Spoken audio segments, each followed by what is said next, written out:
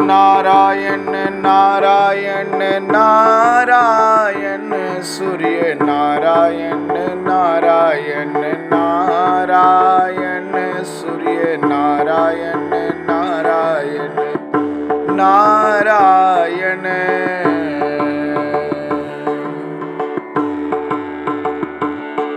प्रकाश के हैं अजस्र जो स्रोत, प्रकाश के हैं अजस्र जो स्रोत, स्रोत भी हो तो ऐसा हो।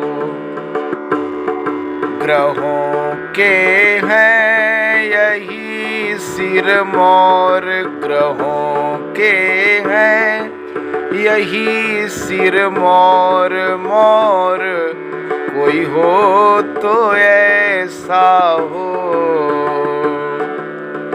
भगवान भास्कर प्रकाश के अजस्र स्रोत हैं। स्रोत अगर हो दुनिया में तो ऐसा ही। ग्रहों के सिरमौर हैं, सिरमौर अगर कोई हो तो भगवान के भास्कर के जैसा। गहन अंधकार को हरते जगत में रोशनी भरते, गहन अंधकार को हरते जगत में रोशनी भरते, तमस जग से मिटाते हैं, तमस जग से मिटाते हैं। मिटाता हो तो ऐसा हो। नहीं कोई भेद करते हैं, सभी में प्राण भरते हैं। नहीं कोई भेद करते हैं, सभी में प्राण भरते हैं। है इनकी सब जगह दृष्टि, कोई दृष्टा हो तो ऐसा हो। कोई भेदभाव नहीं भगवान भास्कर की दृष्टि में, सभी में प्राण भरते हैं और कोई ऐसी जगह नहीं जहां इनकी दृष्टि नहीं जाती। अगर दृष्टा हो तो ऐसा हो। सुबह से शाम तक चलते, कभी विश्राम ना करते, ग्रहों का मंडल चलाते हैं। चलाता हो तो ऐसा हो। सौर मंडल के प्रधान देव भगवान भास्कर, सौर मंडल को चलाने वाला, एक मंडल को चलाने वाला अगर कोई हो तो ऐसा ही हो। बिना कोई तपस्या के, बिना जप योग करने के, दरस सबको दिखा देते। दिखाता हो तो ऐसा हो। परम ब्रह्म परमात्मा के कई रूप हैं। विष्णु, शंकर, ब्रह्मा, आदि शक्ति, माँ दुर्गा, और उन्हीं का एक स्वरूप भगवान भास्कर सूर्य नारायण भी हैं। और सभी रूपों का दर्शन करने के लिए तपस्या, जप, योग, कठिन साधना की आवश्यकता होती है, जबकि भगवान सूर्य के दर्शन के लिए कोई तपस्या की आवश्यकता नहीं। प्रातः उठिए और दर्शन कीजिए। ये आठों सिद्धि देते हैं, नवो निधियां भी देते हैं। जगत में इतना जो देता वो दाता हो तो ऐसा हो। हरे सब रोग और व्याधि करे कंचन भी ये काया। हरे अज्ञान जन मन के जो हरता हो तो ऐसा हो। रोग व्याधियों को समूल नष्ट करने वाले, शरीर को कंचन कर देने वाले, सारे अज्ञान को मिटा देने वाले कोई हरण करता भी हो तो ऐसा हो। ये खींचे सागरों से जल तभी तो बनता है बादल। जगत में होती है वर्षा कराता हो तो ऐसा हो। महता ठंड में इनकी जगत के जाने सब प्राणी। सीता तप से करें जो त्राण त्राता हो तो ऐसा हो। ये ग्रह भी देव भी भगवान भी ये मान लो सब ही। कुछ लोग कहते हैं भगवान सूर्य तो एक ग्रह है, कुछ लोग कहते हैं तारा है, कुछ लोग कहते हैं देव हैं, कुछ लोग कहते हैं भगवान हैं। वास्तव में भगवान सूर्य नारायण ग्रह भी हैं, देव भी हैं और भगवान भी हैं। करे सब कामना पूर्ति पुराता हो तो ऐसा हो।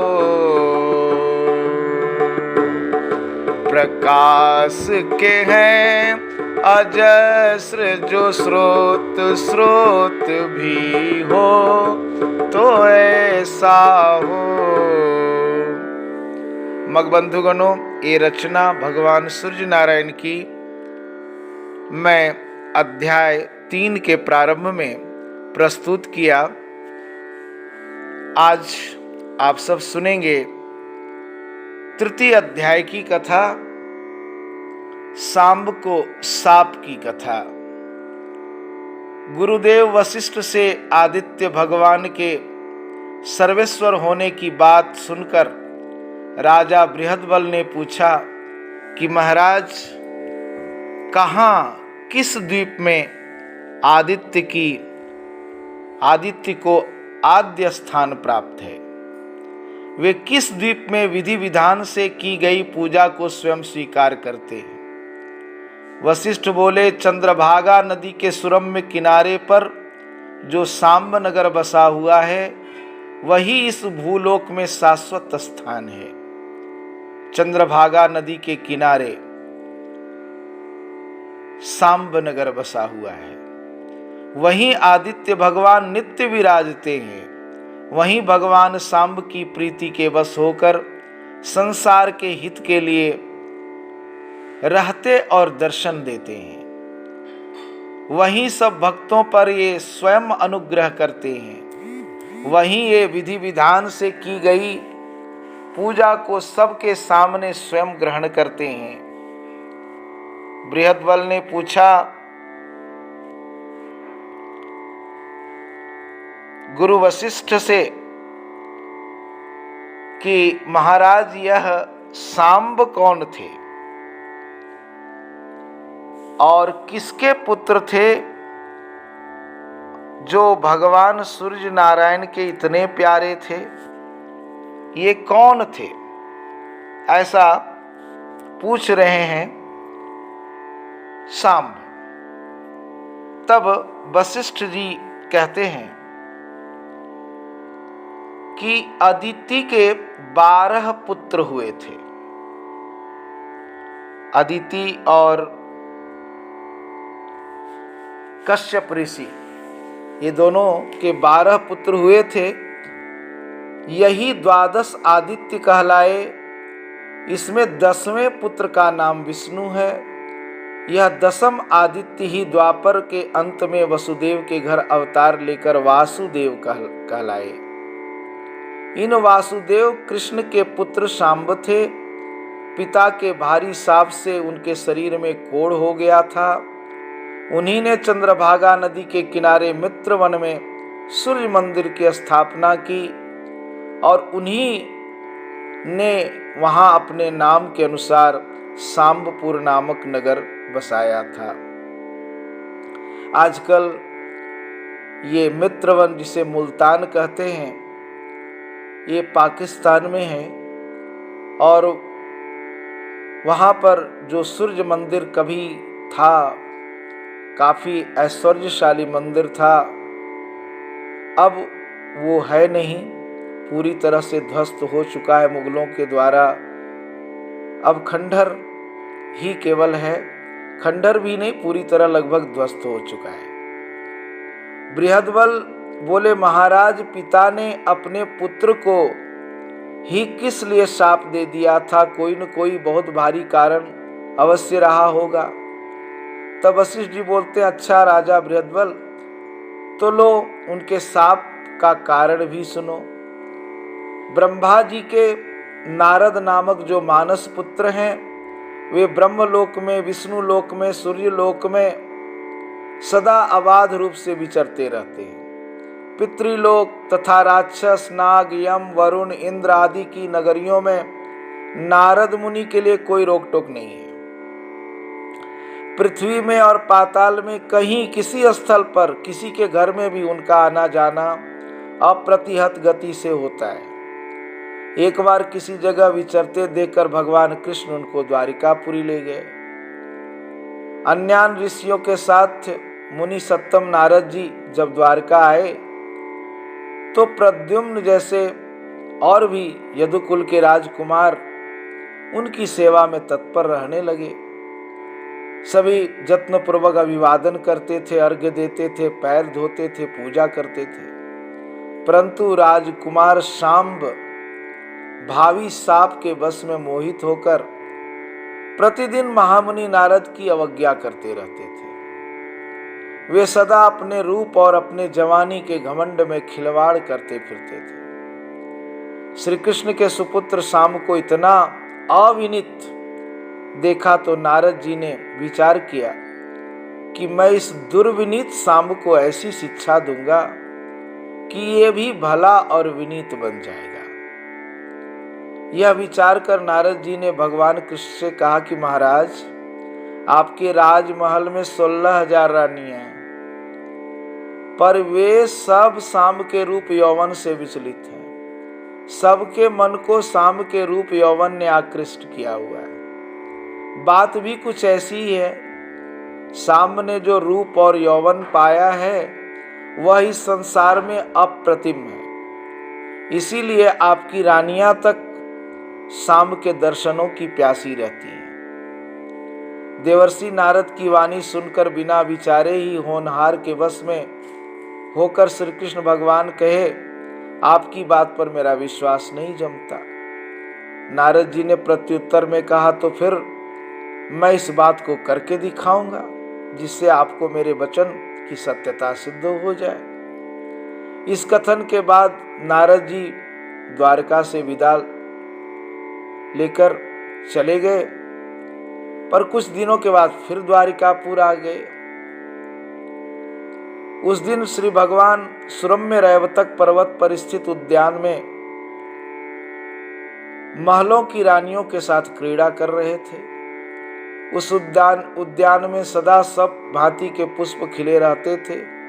वहां नित्य मोर नाचते रहते थे, नित्य कोकिलाएं गाती रहती थीं। वह स्थान चक्रवाकों से सुशोभित रहता था।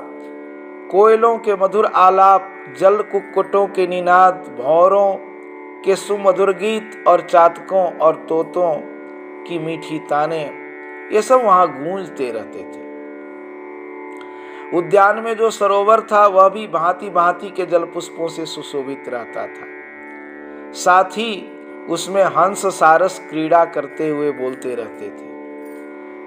उस दिन जब देवर्षि नारद द्वारका में पुनः पधारे तो श्री कृष्ण भगवान रैवतक पर्वत के उद्यानस्थ राजप्रसादों की सरोवर में रानी महारानियों के झुरमुट में क्रीड़ा कर रहे थे।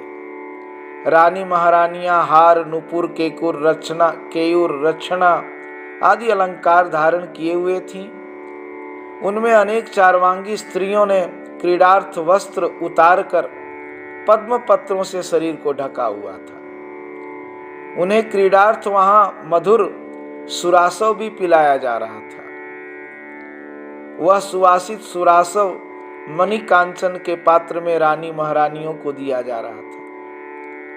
इस स्थिति में स्त्रियों को जब नारद जी ने नशे में बेबस हुआ समझ लिया तो देवर्षि नारद थोड़े गंभीर होकर दूर की ध्वनि सुनने का बहाना करते हुए सांब से बोले, शाम, यहां इस तरह मत खड़े रहो, रैवतक पर्वत पर जाओ ना, महाराज आपको पुकार रहे हैं। देवर्षि की बात सुनते ही भावी वश शाम तुरंत वहां से दौड़ गए।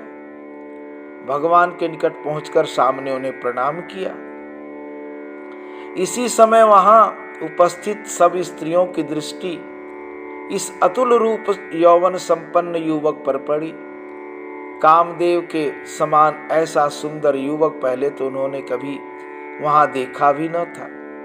कुछ मध्य दोष के कारण, कुछ स्मृति लोप होने के कारण अल्प सत्व वाली रानियां विचलित सी हो उठी। उस विषय में एक श्लोक प्रसिद्ध है कि ब्रह्मचर्य व्रत धारणी साध्वी स्त्रियां भी सुंदर पुरुष को देखकर विचलित हो जाती हैं। यह भी कहा गया है कि मद्य के अति सेवन से सत कुल उत्पन्न नारियां भी लज्जा खो बैठती हैं। मांस युक्त भोजन से और मधुर आसव के प्रभाव से, मोहक सुगंधियों से और सुंदर वस्त्रों से कामदेव स्त्रियों पर भारी प्रभाव डालता है। कामदेव के ये सब वस्त्र हैं, मांस युक्त भोजन, मधुर आसव, सुगंध और सुंदर वस्त्र, ये सब से स्त्रियों पर कामदेव अपना प्रभाव डालते हैं। इन बातों को जानकर सत कुल उत्पन्न स्त्रियों को अपना भला चाहने वाले कदापि मद्य न पिलाए। अगर अच्छे कुल में उत्पन्न स्त्रियां हैं तो उसे कभी भी मद्य का सेवन नहीं करवाना चाहिए। इतना कहकर वशिष्ठ जी बोले कि हे राजा, शाम को भीतर भेजकर उनके पीछे ही नारद जी भी वहां पहुंच गए। इस प्रकार से अचानक देवर्षि को वहां देखा तो सब मद विह्वला स्त्रियां भी उसी दशा में नग्न अवस्था में ही आदर प्रदर्शन करने के लिए खड़ी हो गई। इस दशा में रानी महारानियों को खड़ा देखकर भगवान कुपित हो गए। उन्होंने स्त्रियों को शाप दिया, हे रानियां, तुमने होश खोकर अन्य पुरुष पर मेरे सामने मन लगाया है, अतः तुमको पतिलोक नहीं मिलेगा। पतिलोक से पतित तुम स्त्रियों को स्वर्ग में जगह नहीं मिलेगी। एक दिन तुम शरण रहित होकर डाकुओं के हाथों में पड़ोगी। ऐसा शाप भगवान कृष्ण ने दिया और वही हुआ भी। अंततः शाप के कारण इन रानी महारानियों को स्वर्ग की प्राप्ति न हो पाई और पंचनद प्रदेश में इनको अशरण अवस्था में दस्युगण अर्जुन से छीन ले गए। रुक्मिणी, सत्यभामा और जाम्बवती, यह तीन पटरानियां ही शाप से मुक्त रही थी। हे राजा बृहद्बल, रानी महारानियों को इतना भारी शाप दे चुकने के बाद भगवान ने सांब को भी शाप दिया। उन्होंने कहा, तेरे परम सौंदर्य को देखकर ही तो इन सब स्त्रियों का मन विचलित हुआ है। अतः जा, तेरा यह सौंदर्य कुष्ठ रोग से पीड़ित होगा। वशिष्ठ ऋषि आगे का प्रसंग सुनाते हुए कहने लगे कि पिता के शाप के कारण कुछ काल के बाद शाम को कुष्ठ रोग ने ग्रसित कर लिया। इसी तरह एक बार दुर्वासा ने भी शाम को शाप दिया था। एक बार दुर्वासा ऋषि ने शाप दिया था कि जब तूने स्त्री का रूप धरकर कपड़े बांधकर गर्भ का बहाना किया है। एक बार शाम दुर्वासा ऋषि से मजाक के रूप में उन्हें चिढ़ाने के लिए अपने शरीर में कपड़े बांध लिए और गर्भ का बहाना किए और पूछे कि मेरे पुत्र होगा या कन्या। तो इस तरह का जब वो ऋषि के साथ व्यवहार किए तो ऋषि कुपित होकर के उन्हें शाप दिए थे कि तेरे इस बनावटी गर्भ से लोहे का मूसल पैदा होगा जो समस्त यादवों का नाश कर देगा। इसके प्रभाव से लोहे का मूसल निकला और उसी से यदुकुल का नाश भी हुआ था। शाम का शरीर जब कुष्ठ से विगलित होने लगा तो विनीत भाव से ब्राह्मणों से तथा गुरुदेव नारद से पूछकर उन्होंने भगवान भास्कर का आराधन किया था। भगवान को प्रसन्न करके उन्होंने पुनः अपना पूर्व सौंदर्य संपन्न शरीर प्राप्त कर लिया था। तपस्या के स्थान पर उन्होंने अपने नाम से पुरभी बसाया था और सूर्य मंदिर भी स्थापित किया था। देवर्षि नारद भी स्त्रियों का भाव विपर्य दिखाकर और शाम्ब को शाप दिलवाकर अविलंब द्वारका से विदा हो गए। तो ये कथा थी शाम्ब पुराण के 3 अध्याय की। इसके बाद 4th अध्याय में आप सब सुनेंगे भगवान सूर्य के 12 मूर्तियों की कथा। सूर्य नारायण नारायण नारायण। आज के लिए इतना ही। धन्यवाद।